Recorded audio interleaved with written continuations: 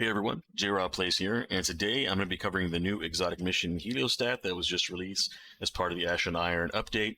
It was something that probably should have come to us originally when it dropped. It would have been something nice to do on the first day and maybe taken a little bit off of some of the negative controversies that showed up along with Ash and Iron and kind of the really not a lot to do type of feel. It's actually a really cool looking exotic mission. And as you can tell by the title, I wasn't exactly fully pleased with it. But one thing that I do always want to mention and just take time out to give a shout out to the art team. Again, they knocked it out of the park. It's really immersive, feels really great, has kind of a nice little Siva mixed with Quicksilver theme going on through it. Like kind of like a Siva was deactivated and kind of used to be here, but is no longer active kind of thing. And of course, the little white tendrils that are mixed with the Siva, that Quicksilver nanite material that you work with the new little buddies that we have in this adventure. There's three different ones. There's going to be a hacking scion, a scion for radiation protection, and then a Quicksilver scion. And to summon them, you go over to like an area that looks like it's going to be a rally banner area. And then once you summon the scion, they pop up and they perform whatever duty they need to perform as you go through the adventure, and you call them up with certain interacted areas. This one, the Quicksilver scion's name, I can't really pronounce it exactly. You can see it here on the screen. We're just going to call him Thysac. That's what I was calling him throughout the adventure. Thysac's a funny name, and I feel like it's very fitting of this guy. The other one, I believe, is called Decima, and Decima's ability is going to be the Shielding Scion. He's going to give you like a 14 second buff of psionic protection. That's going to allow you to run through areas that are going to be irradiated by these cores that are kind of overloading, and it's pretty cool. It kind of reminds me of like a Chernobyl effect, kind of like the elephant's foot, which is like a large mass that was giving off radiation that was lethal to people, even with radiation suits. As soon as you got close to it, it could just melt you. That's how radioactive it was. And it's very similar here. You're essentially running through waves of radiation, and you can kind of live through them if you have healing abilities, so they're not that lethal. Maybe in like the master version or the higher end version, it'll one-shot you. That would be a little bit of a interesting change, but in this case, you can live through a couple of hits of the waves. So it's not like super important that you always have the psionic protection, but when you're doing the jumping puzzle, it does help you. And if you don't have healing abilities, you're not running healing abilities in your class, of course, you're going to require that to get through this. The final scion, the hacking scion, is Nuages, but I was just calling him Ninja because that's just what it looked like out the corner of my eye. So Ninja here is going to run up to the consoles whenever you interact with them. One of the things that I found annoying, and there's many annoying things with this exotic mission, is the design of the interactable. Whenever you're standing in front, directly in front of a certain console, it doesn't always let you interact with it, and you have to kind of back and forth, move your character to get just the right distance to interact sometimes. And what I didn't know is that later on in the adventure, there's going to be three consoles next to each other, and you can't ever tell because the interactable issues don't really give you that indicator that, oh, I'm in front of this console and interacting with this console. So I spent a lot of time wasted on a puzzle that would have been fairly easy to solve had they just made the interactable areas more noticeable, or given them some kind of a highlight showing that you're interacting with this thing when you're standing in front of it, and it actually allows you to interact with it from a greater distance and a closer distance. Because if you're too close, it wouldn't let you do it. If you're too far, it wouldn't let you do it. If you were in between two or three consoles, it wouldn't let you do it. So just poor design overall, I think, ruined a little bit of that puzzling, because once I figured it out, I was just more annoyed and not happy that, oh, I figured out that this is the combination or this is the symbol that's found this place that I need to select to get through. So very poor design there. Another poor design, speaking of some of the stuff, after you get done hacking an area, you're going to be faced with a chute that you need to get down. There's an elevator descends down. You have to essentially slide down the chute while having this kind of fast action-paced sequence where you're shooting nodes that light up as you get close to them to deactivate the lightning barrier below you, and if you don't do it fast enough, you get killed by the lightning barrier. And in this mission, there's a lot of places that are designed to kind of basically force you to put yourself in a situation where the game kills you, and I think that's really cheesy, and whoever, designed it that way is probably a little bit of a masochist, or, just gets off on the fact that, I killed this guardian, because it like forces you to experiment and go into certain areas and then puts death traps for you, similar to the spikes in the other dungeon. But at least those were funny, right? Like you could see that the spikes were going to come out of the floor. In this area, you walk up to a door and then the area irradiates itself, and if you don't get out of it within like half a second, you end up getting killed by the lightning. And there's areas like we talked about where you have to penetrate barriers, or you're above water. Plenty of times I was jumping just different places, and with warlock jumps they're really floaty, so if any kind of small protrusion on the ground caught your feet, you would lose your jump momentum for some reason, and it would send you straight down, and there's a bunch of water and you would die in the water. So just kind of cheesy deaths, nothing really threatening actually gameplay wise to kill you. I even tried killing myself a few times with the radiation to try to solve that puzzle with the screens to see if maybe you needed to die and come back because of how die happy they were about this particular dungeon, are trying to kill you, essentially trying to kill your guardian, put you in positions where your guardian can't live through. One of those is that sliding kind of action sequence where you're having those barriers in front of you, the lighting barriers you have to deactivate. And the reason I say that is because when you're sliding down the first one, you can actually find a safe place to stand when you shoot. And then as you go to the next one, there's no safe place to stand. You just have to slide. And that one works okay. But the third one, it doesn't open right away. It opens almost too late.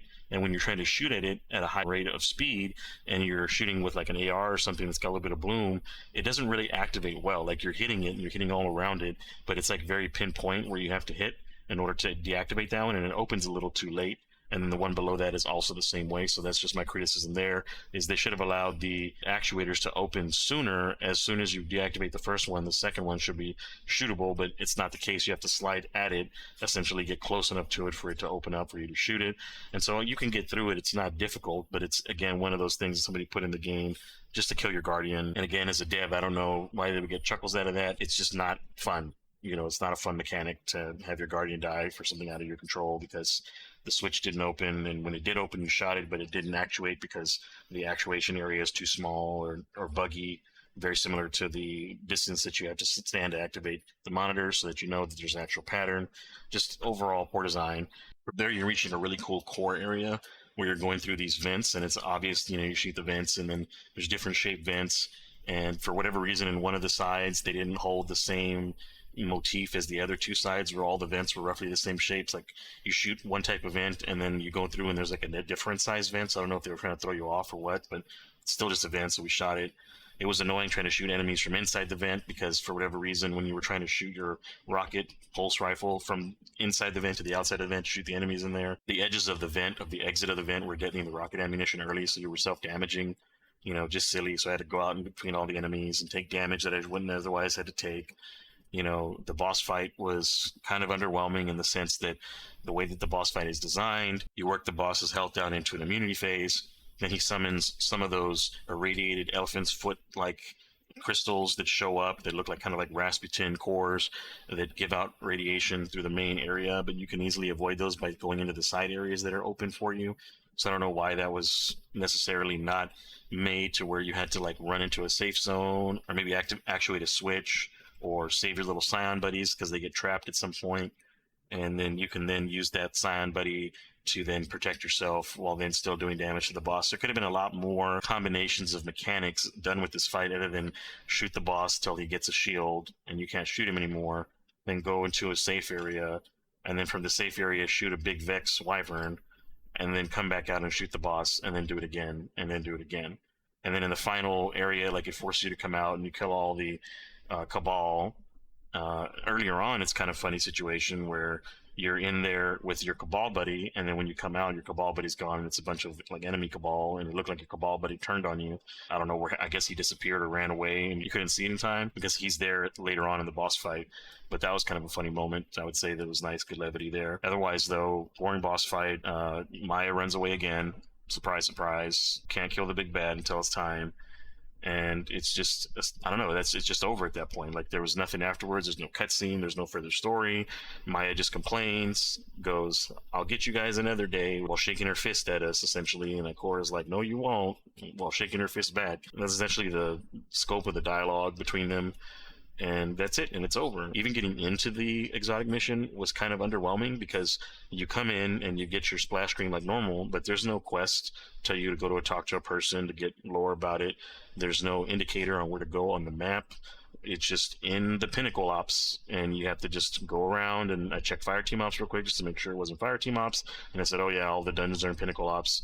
Went over to Pinnacle Ops, and it's just right there at the top. No bonus loot or anything like that. The timer is well too short right now for a new mission. Obviously, once you know the mission, it's a lot shorter because you're going to run through it and know where to go, so you're going to hit the timer. But the timer should have been a little bit longer because, again, people that are going to be playing this for the first time, they're going to be wanting to explore every nook and cranny. They're going to want to look for, secrets and stuff that they can activate to see if there's already catalyst stuff available.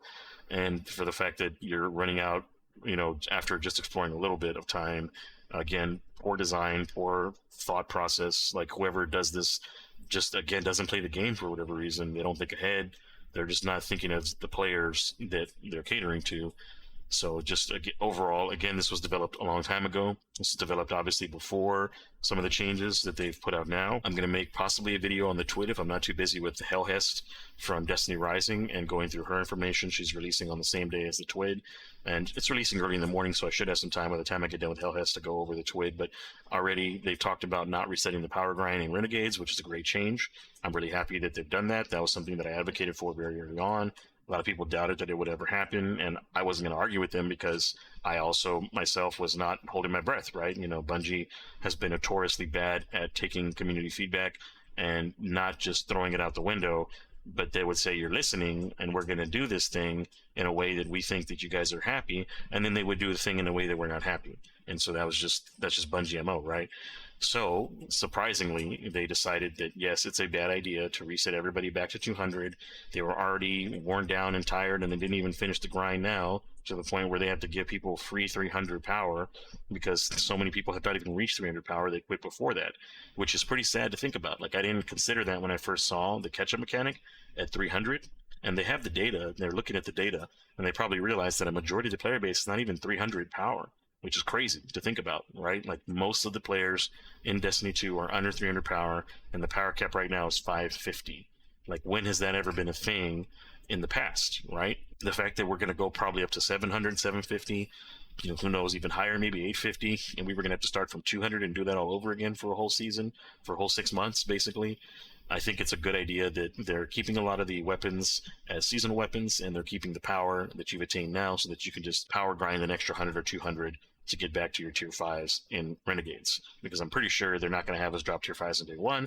Pretty sure we're going to be downgraded back to tier 4 or even tier 3, depending on how they do their sliding scale on what drops what power for you, or what drops those tiers. Now let's talk about the weapon. So right away I got the weapon, excited, axe in hand. I go over to the shooting range, and the first thing I do is start attacking a target frame, and I'm noticing, like, is it just the target frame, or is it me, or does this weapon take like way too long to build charges? It takes like 4 or 5 axe swings to build one of your 4 sections of your charge, and you can't convert it into the other mode until you get all 5. So what you're looking at, like 20 hits or something like that, like on a bad RNG when you get a swing that doesn't miss. Also, it's like really buggy. Like when you're running at something and you just do a light attack, it ends up like not just doing a light attack when you stop. You have to like stop and wait a second because it'll do its lighting light attack, which won't let you chain into a combo. And you can't just like hold the button down even though you have rapid fire on and do the chain combo sometimes because it gets broken by that weird behavior. And then when you go and you do the slams, for example, in nano mode, obviously you have to read the perk and see what it does. You have to make sure that you're slamming with the full energy heavy attack in order to get your tornado.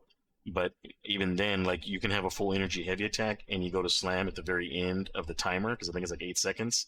And then if you slam at the very end, you would think, okay, I'm getting one more tornado in, kind of this like higher level gameplay. But no, the tornado just disappears and it goes into a regular heavy attack. It's just a line on the ground that explodes the target at the end. And that does decent damage. It takes out a full esteemed Centurion in one hit if you catch him right. And of course, if you're doing the powered mode, if you've got your 20 hits in, and you do the changeover and you kind of open the blade and you're doing the tornado, it'll easily kill a yellow bar. But again, that's a yellow bar in regular at-like content. And right now they're planning to make every bit of content where you're under power. So I'm not even confident that if you're playing this at a delta that you're even going to have really much use out of it, because you're already taking more damage. You're already going to be in a situation with a bunch of extra modifiers where you're trying to take cover anyways. And so like you have to really be a tanky, damagey type of class.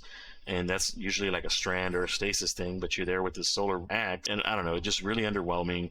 The damage that it does per hit is really underwhelming. Again, it takes too long to build up, and when you do build it up, it doesn't last very long. Like, I don't know what they were thinking whenever they designed this, like what type of balance they had in mind, because you have all these other weapons that we're just running roughshod over stuff with.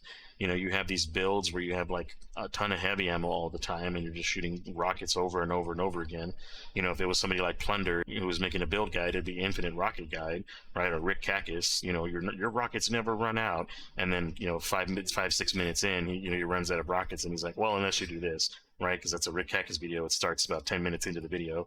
So stuff like that, you know, that you're looking at you're going to see creators mention this, but really the axe is underwhelming. And so I wouldn't be surprised if those same creators that are normally hyping these weapons up make these builds with this axe and say, it's just kind of okay, because it really is just kind of okay. Like, it looks cool. It's kind of fun to see your character flying around with the axe and doing the axe thing. But again, it's just a reskin relic. We already had this in the scythe. And the fact that you can't block with it, the fact that it's not returning health to you or anything just yet, maybe if there's a catalyst for it in the future that'll change that. Maybe again when we craft for it, that'll be something where you have a lot of sustain and you're getting health back from hits, or if there's a catalyst that we just don't know of that really ramps up the amount of bar that you get from doing attacks, then at that point the axe will be viable. But in its base form, it's just not fun to play. And because it's not fun to play, that makes you not want to really go back and do the mission again, so that you get more catalysts, so that you can play with something that's not fun to play. Just overall, to me, a series of bad decisions, just comedy of errors.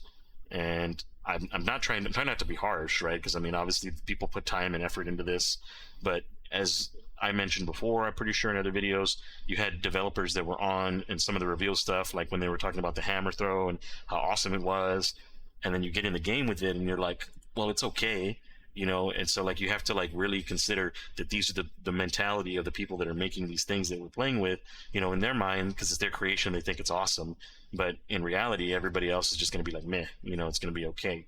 And so that's what we should probably temper our expectations by, is that from now on, for the next 6 months or so, we're going to get a lot of meh, which with a little bit of awesome sprinkled in, which is how it has been the last 2 expansions.